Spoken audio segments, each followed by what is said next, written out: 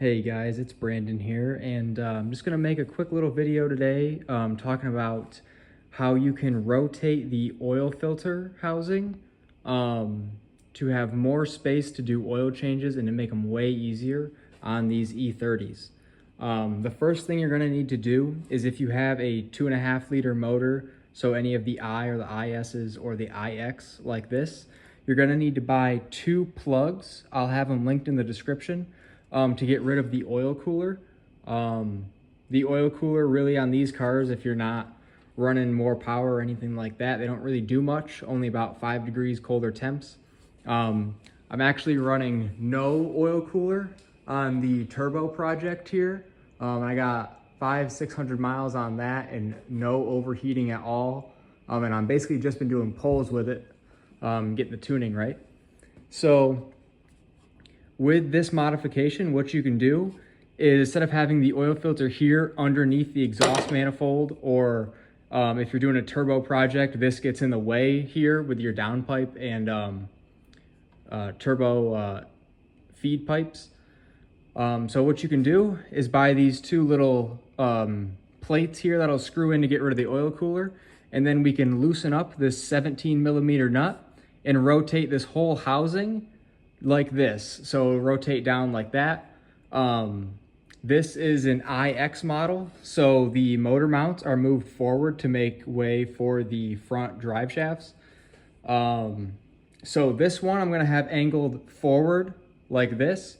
If you don't have an IX and it's just a standard rear wheel drive model, you can actually angle the filter straight up and down. Nothing will be in the way.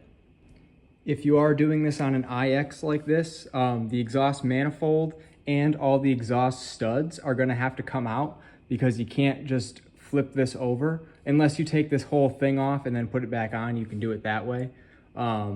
If you're doing it to a rear wheel drive model, you can actually just bend it down like this and it's no problem.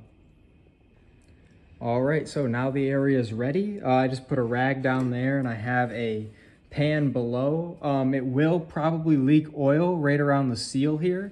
So what I'm going to do is loosen up this 10mm enough to where I can spin this around facing forward. And then I'll tighten that 10mm back up and it's all set.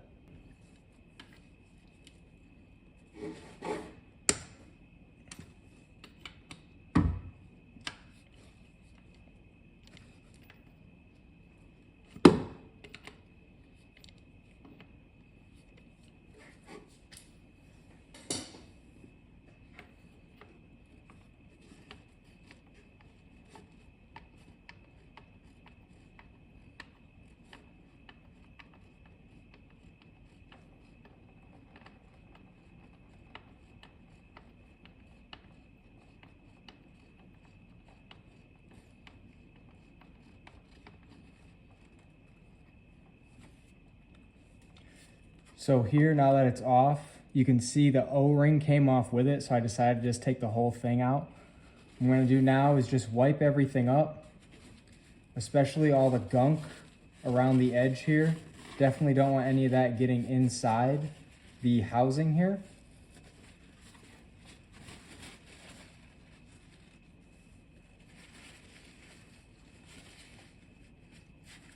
Wipe all that. Get in here where the O-ring sits. Make sure that's all set. Definitely have some more rags on you as well. Then I'm going to just set this down. Do the same thing where the O-ring is. I'm going to grab that, wipe it down, and also wipe down the block there. Now this O-ring, especially if it's the original one, you could see it's flattened, and that's all right. I've reused them a lot. You don't really have any issues with them, especially when you tighten them down. And I'll get the torque spec as soon as we're done. So here too, I'll just wipe down the part where the O-ring sits on the block. Get any of the block gunk out of the way.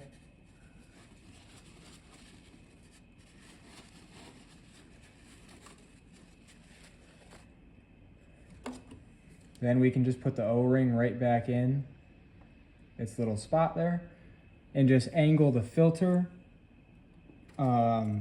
down and forward if you're on an all-wheel drive model. And if you're on rear-wheel drive, you can really put it wherever you want. Running it face down is just fine as well. And you don't have any oil pressure loss either with this. All it does is make it so you can't run the oil cooler without having custom lines.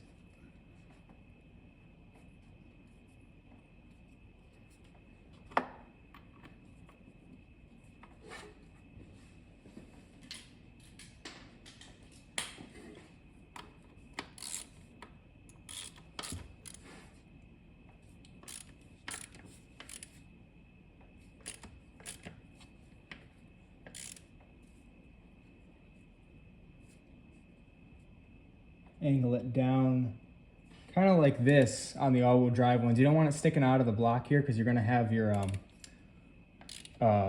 wheel that sits there on the crank. You're just going to want to tighten it down. And there you go, that's hand tight there. All right, so from what I can find, most people use 40 Newton meters. There is no set spec for that. Once you get it hand tight, it's probably pretty close. I got 40.5 Newton meters on here. See how tight it was. All set. So here it is. You can see it's clearing everything. The motor mount there, no problem. It's clearing, it's a little tough to see on camera here, but it's clearing the block everywhere, so it'll be easy to remove this. And you are also not coming out into your crank trigger wheel here that sits on the crankshaft. So there's nothing to worry about with that. And now you can do oil changes easy. Just jack the car up, take this on and off. No big deal. You don't have to reach your hands in where the hot exhaust is and all that. Hopefully this helped you guys out. Thank you for watching. And if you have any questions, please put them in the comments below. I just wanted to add in as well that if you guys have been watching the time lapses on this car, I'm about to start making actual videos on it. We're getting to the point where everything is all tore down. I got most of the interior pieces all cut away, and we're gonna start doing videos on how to fix the holes and how to fix the frame, because the frame on this thing is all shot as well. Gonna have a lot of videos talking about how to fix all these issues and get everything like new. So if you guys want, watch out for those videos and check out the time lapses getting it to this state.